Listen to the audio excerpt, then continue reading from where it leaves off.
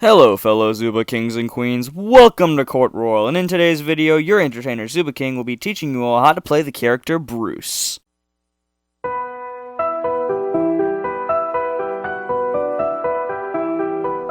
Before we get started guys, I'd like to give a shout out to a subscriber. I don't know how to pronounce your name, I'm very sorry. I'm not going to try to pronounce it because I will majorly mess it up.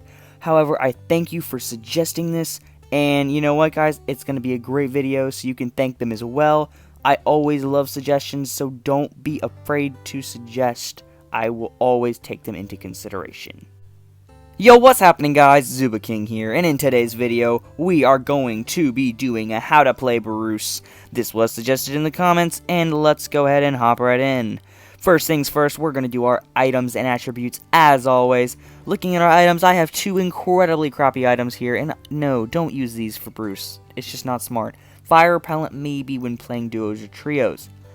So, first item I recommend right off the bat, jungle shoes. 10 out of 10, best item for Bruce. Just going to say it right now. If you suck at using medkits, adrenaline shot, or higher tier grandmaster, I would use adrenaline shot. However, I'm not for the purpose of this video. Another item I want you to be using is going to be Happy Treats or Bandage. These are very, very good items, and I will explain why in my steps of playing Bruce.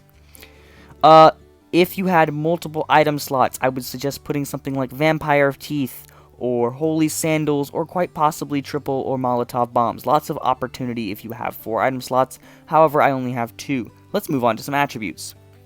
So you're looking at his attributes here. As far as I'm concerned, he has a thrust spear, which I very much enjoy a thrust spear, if I do say so myself. So we're going to do full range, get maximum potential when going forward to destroy our opponents. As far as I'm concerned, bomb, it has the slowest cooldown timer. However, we also want to get a little bit of that range. So I think we're just going to go ahead and do full range with these guys, because as you know, Bruce is slow and he has short range. So we're just going to try to get maximum out of that range as we can, because Nixes are going to be boom dashing the living crap out of us, because we are just a target that says boom dash me. Alright guys, let's go ahead and move into map placement, and then we're going to go ahead into some epic tips. Alrighty guys, now that we're done with items and attributes, let's go ahead and hop right into placement. I'm going to be doing a regular segment of placement on the map diagram like this for all my how-tos from now on. It's just a lot easier to explain this way. So places you want to be for Bruce are going to be very similar to Duke as the last video. With that jungle shoes, you want to be around this area with lots of bushes. This is where you're going to do lots of damage, get lots of kills. As well as over here, again, great places to be because you can get that element of surprise. It's a really strong place to be. Places you don't want to be are really anywhere with water, as long as you don't have that crucial Holy Sandals item. As you know, I don't. I'm only level 7. However, if you do have the Holy Sandals, then the water can be helpful, especially around this peninsula area coming out from these savanna bushes.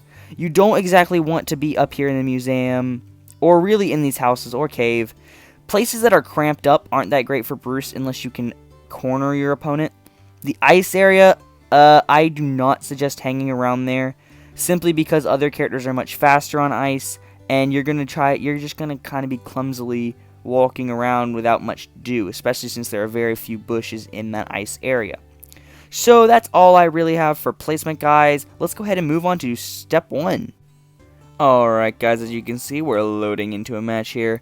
Now, we're going to go ahead and start right off the bat with step 1 as Bruce, and that is going to be how exactly do I attack someone when I'm playing as Bruce? This is a very, very good question, and it deserves a very good answer.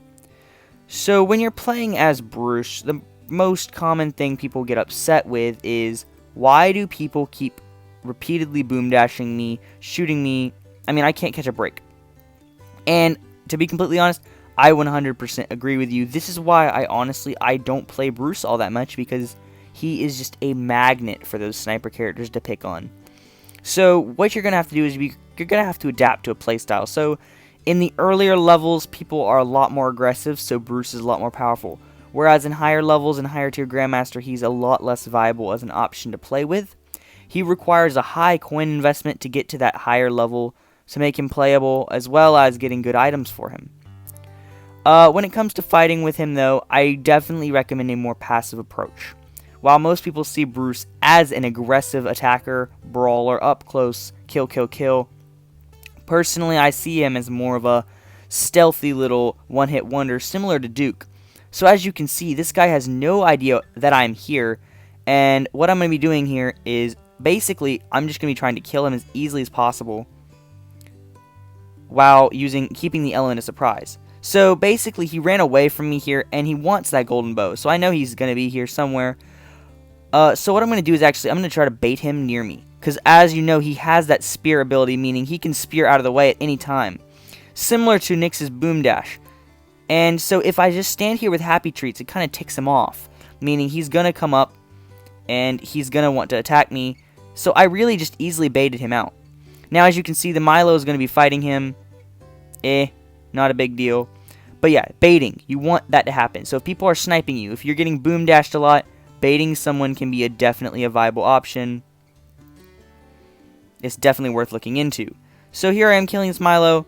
He's a sniper character, so... Oh, frick. I forgot I didn't have adrenaline shot. It's okay, we got through one round for tip 1. Let's go ahead and move into tip 2. Alrighty guys, tip 2. That's going to be how exactly do you sequence the attack order in which you attack someone. So this varies depending on the person you're attacking, so what I like to do is actually, let me collect a few weapons first, then I'm going to show you, because that would make a lot more sense, and it'd be a lot easier to have a visual. I mean, I for one have a difficulty understanding something if it doesn't have a visual. So let me grab a few weapons here, get that visual up. So, assuming I'm fighting someone, what you're going to want to do is similar to the super bite with Finn, is you're going to want to spear and then pounce like this. This actually allows you to gain ground and shoot stuff. However, you don't want to just do this. As you can see, I'm becoming a magnet for this pepper. I'm going to run away. So basically what you want to do is you're going to want to spear, pounce, throw your bomb, and then shoot your... Actually, I did that wrong. You're going to want to shoot your shotgun and then throw your bomb. This basically allows you to make a nice little getaway in the case that you have to... I would say just the bomb is extra range. So if someone places a nice wall, you have that last resort range. It also takes the longest, so if you know you can land that shot, placing the bomb before the shotgun can also be a tactical advantage. It can give you a tactical advantage because it does take a lot longer to reload than, say, the spear or the shotgun. Now, the shotgun does more damage than the bomb. So when fighting a Nyx, if you're getting boom dashed, if you have the opportunity to hit them with one weapon, definitely suggest using the shotgun. Yes, so that time I didn't really need to, but I would have used the shotgun first in that instant because the Nyx had already used her dash, and it would have been an easy opportunity to get a full shot with that shotgun, which is an excellent, excellent, excellent thing you need to do. So, for the third and final tip, it is something that is similar, and it relates to step 1, and that is going to be knowing when exactly to attack. So, whenever you're getting into a fight, is it safe for me to attack? Should I keep doing this? And, I mean, you just gotta think, what am I gaining from this attack? Am I gaining a weapon? Am I gaining a med kit? Because once you commit with Bruce, you're committed. Because so many characters have a way of getting away from you, it's so easy to get caught in. You're chasing them and they're perpetually shooting at you. It's just unfortunately way too easy for them to do this. So as you can see, I got committed in a fight with a level 9 Duke, and they're probably going to kill me because, like I said, I'm not a champion at Bruce. I just know the tips. So unfortunately I had to use a medkit there. As you can see, I'm getting boom dashed by this Nyx. I unfortunately did use my shotgun. Gonna be forced to use another medkit. I baited them. Excellent. So they're at low health. Hopefully they're gonna go take the Duke so I can med up a little bit here.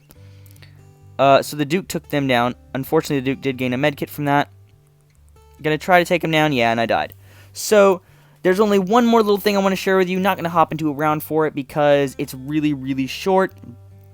And basically what that is going to be is don't chase people. Alright guys, so Bruce is, like I said multiple times, I cannot stress this point enough, Bruce is a magnet for damage. People love picking on Bruces, because they know if you get close to them, you are completely screwed. They are completely screwed. So what you want to do is, You do not want to chase people. Don't approach someone unless you can guaranteed make a contact hit, because otherwise you're going to be taking a lot of unnecessary damage. A fun fact about Bruce is he has this awesome legendary skin called Executioner Bruce. If you have not heard of it, you probably have heard of it.